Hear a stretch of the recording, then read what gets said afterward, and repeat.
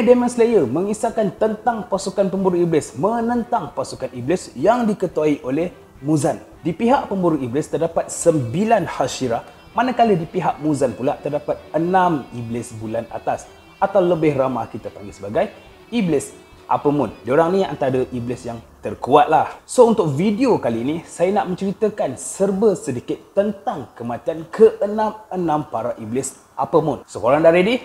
Jom layan. Gyutaro dan Daki, iblis Apemun peringkat ke-6. Satu-satunya peringkat iblis Apemun yang diduduki oleh dua individu ataupun dua personality yang merupakan dua beradik. Abangnya bernama Gyutaro, manakala adiknya bernama Daki. Sebagai seorang iblis Apemun, mereka berdua boleh dikatakan iblis yang kuat serta hebat. Buktinya, semasa mereka menjalankan tugas daripada Muzan, mereka telah membunuh dan memakan lebih kurang hampir 20 orang Hashira.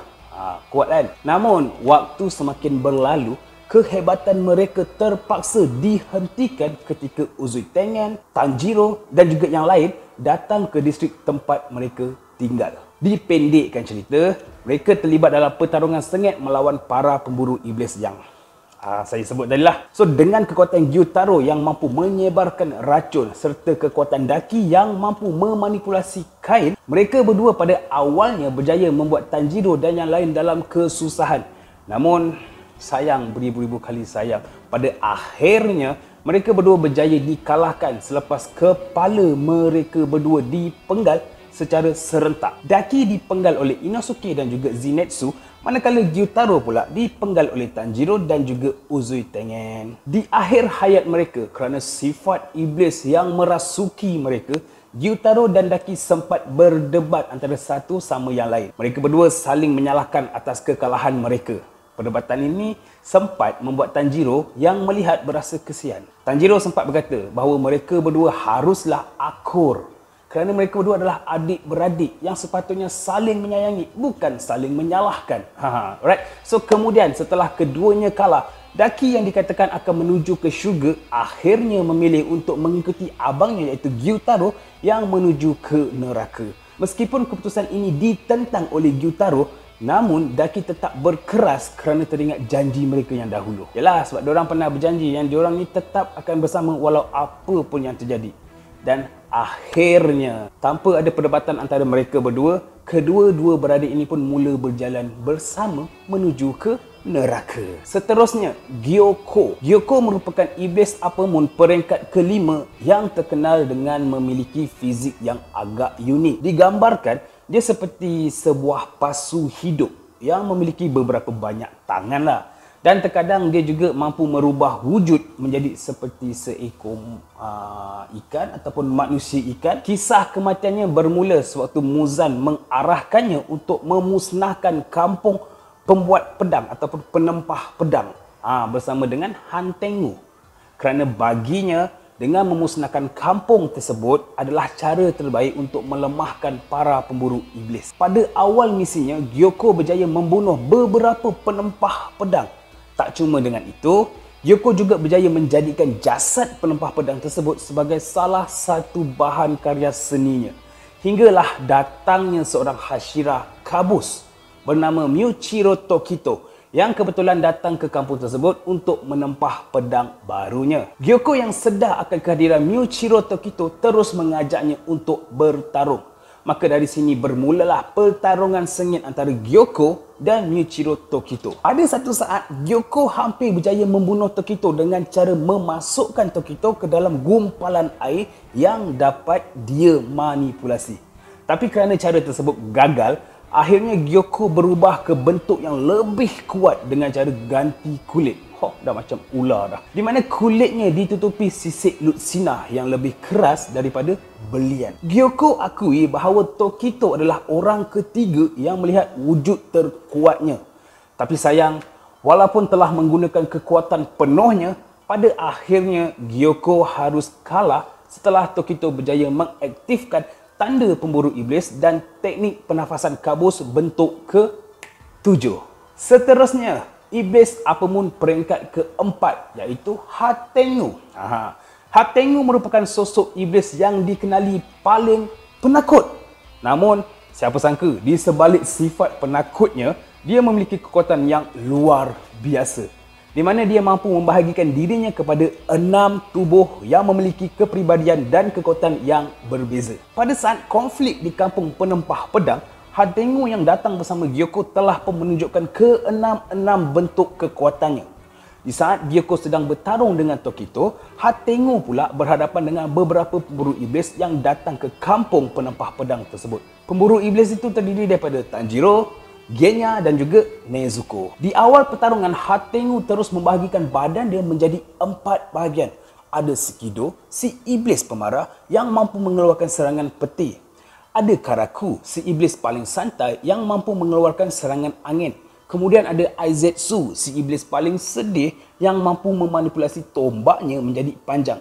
Dan yang terakhir ada Urogi, si iblis paling periang yang mempunyai kaki seperti burung dan mempunyai sayap. Keempat-empat klon ini begitu sulit dikalahkan oleh Tanjiro dan juga yang lain. Tambahan pula, keempat-empat klon ini bukanlah tubuh asal Hatengu. Bermaksud, mereka semua tidak akan mati meskipun ditebas berkali-kali.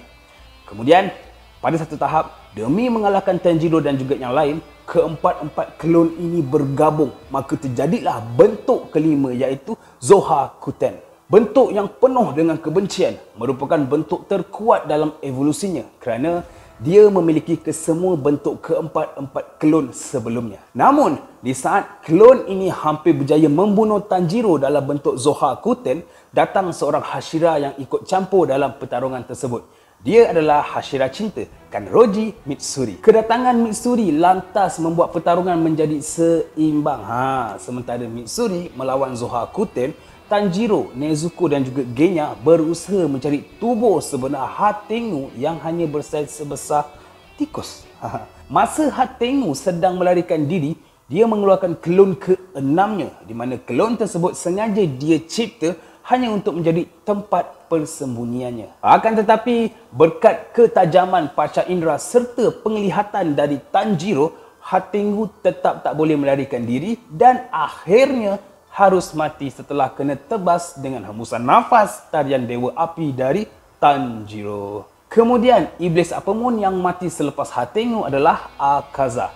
Iblis Apemon peringkat ke-3. Tapi kan, boleh jadi Akaza adalah iblis Apemon pertama yang mati kalau dia tak selamat masa melawan Rengoku. So, sebagai seorang iblis Apemon, Akaza terdaftar antara iblis yang sangat kuat. Namun semuanya berakhir setelah dia tewas saat melawan Tanjiro dan juga Gyu. Pada pertempuran besar itu, Akaza secara kebetulan berhadapan dengan Tanjiro serta Gyu. Pertarungan ini pun terjadi antara mereka bertiga. Akaza yang bertarung dengan tangan kosong, berkali-kali melepaskan pukulan dan juga tendangannya. Begitu juga dengan Tanjiro dan juga Gyu, berkali-kali melepaskan serangan teknik pernafasan mereka pada Akaza. Bahkan, beberapa kali jugalah serangan mereka berjaya memotong sebahagian daripada tubuh Akaza. Namun, meskipun bahagian badannya terpotong, berkat dari kekuatan regeneration, Akaza mampu menyembuhkan semua bekas luka yang diterimanya. Bahkan dengan stamina yang sangat tinggi, Akaza beberapa kali berjaya melukai Tanjiro dan juga Gyu sehingga membuat mereka berdua agak parah. Pada pertarungan sengit ini, Akaza sempat dikejutkan dengan perubahan yang dialami oleh Tanjiro, di mana rambut dan juga mata Tanjiro tiba-tiba bertukar menjadi merah. Seakan-akan ada firasat yang buruk, Akaza pun memutuskan untuk cepat-cepat membunuh Tanjiro dengan teknik terkuatnya. Kita dapat lihat Akaza mula melontarkan banyak pukulan berkecepatan tinggi sehingga menyebabkan gelombang kecil yang boleh mematikan. Tapi sayang, 1000 kali sayang, serangan tersebut tidak mampu membunuh Tanjiro, malah sebaliknya. Pada saat itu, dalam keadaan yang agak terleka, Akaza berhasil terkena serangan Dewa Api milik Tanjiro hingga membuat kepalanya terputus. Namun, hidupnya tidak berakhir di situ. Rupanya, Akaza mampu regen meskipun kepalanya terputus. Dan dalam keadaan tanpa kepala, dia mula kembali menyerang Tanjiro dan juga Gyu sehingga menyebabkan mereka berdua kepenatan. Dalam momen ini, di dalam ketidakpaksaan, tiba-tiba Akaza teringat memori semasa dia masih menjadi manusia. Kerana ikatan tersebut, hatinya rasa tersentuh dan kini Dengan nurani yang telah kembali menjadi seorang manusia, Akaza pun memutuskan untuk membunuh dirinya sendiri. Iblis Apemun seterusnya adalah Doma. Dia adalah Iblis Apemun peringkat kedua. Yang dipercayai telah membunuh ibu dari Inosuke dan juga Kanai Kocho, si Hashira Bunga, merangkap kakak kepada Shinobu dan juga Kanao. Dalam pertempuran besar di markas pemburu iblis, Doma sempat berhadapan dengan Shinobu, si Hashira Serangga. Dan dalam pertarungan tersebut, Doma berjaya membunuh dan memakan badan Shinobu tanpa Doma tahu yang sebenarnya Shinobu sengaja melakukannya kerana ingin Doma menelan racun yang berada dalam tubuhnya. Selang beberapa saat, Kanao, si adik dari Shinobu, telah muncul dalam pertarungan. Mengetahui kakaknya iaitu Shinobu telah dimakan, Kanao menyerang Doma dengan penuh amarah. Walau macam mana pun, pertarungan tersebut berat sebelah. Yalah, Doma kan kuat kan. Kemudian muncullah Inosuke untuk membantu Kanao.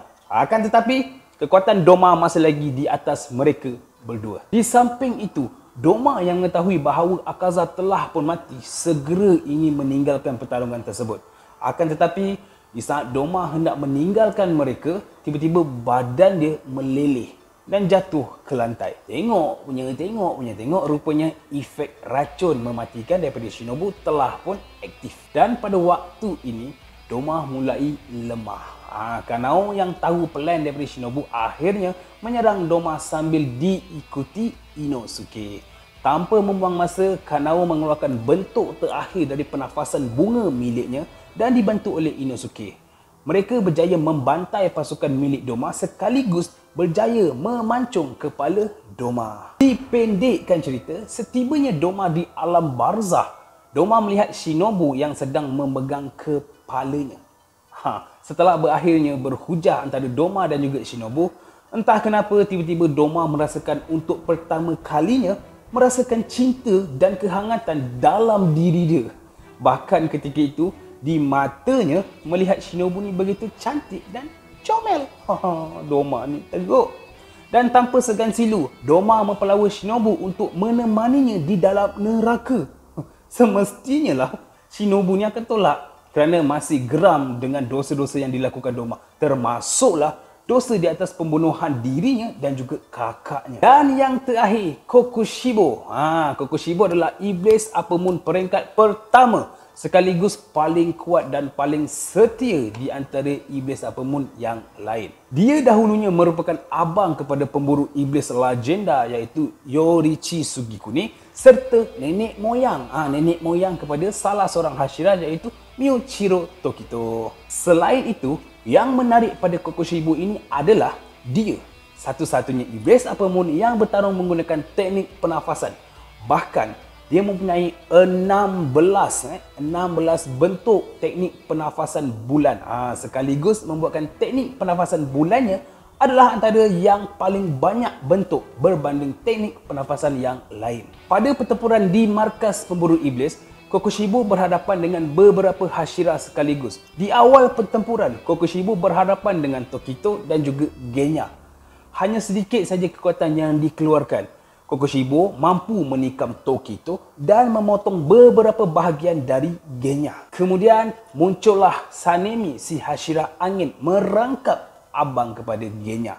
Setelah bertempur secara sengit antara Kokushibo dan Sanemi, akhirnya Kokushibo berjaya membuat Sanemi terluka parah dan hampir saja membunuh Sanemi.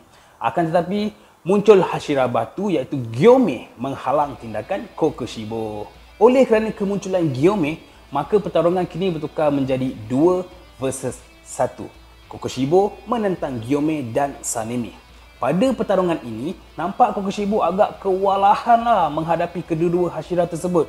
Akan tetapi, tubuh Kokushibo jarang mendapat luka walaupun diserang beberapa kali oleh kedua-dua Hashira. Pada akhirnya, seolah-olah bosan dengan pertarungan, Kokushibo mula serius dan menunjukkan kekuatan yang sangat hebat. Dengan pedang yang bertukar menjadi bercabang, Kokushibo berjaya membuat kedua-dua Hashira terluka parah. Bahkan sampai jari Sanemi terputus akibat serangannya. Pada saat yang agak cemas ini, Tokito yang bangkit terus bergabung untuk membantu Gyome dan juga Sanemi. Akhirnya berkat kerjasama ketiga-tiga Hashira, mereka berjaya memenggal kepala Kokushibo. Akan tetapi, tanpa sedar, rupanya Kokushibo ni memiliki kekuatan yang sama macam Muzan. Takkan mati walaupun kepalanya dipenggal. Bahkan Kokushibo berjaya menumbuhkan semula kepalanya sekaligus berubah wujud yang sangat menyeramkan. Sambil melihat keadaan sekitar, Kokushibo sedar bahawa Tokito dan juga gengnya sudah pun kalah kerana menerima beberapa luka darinya.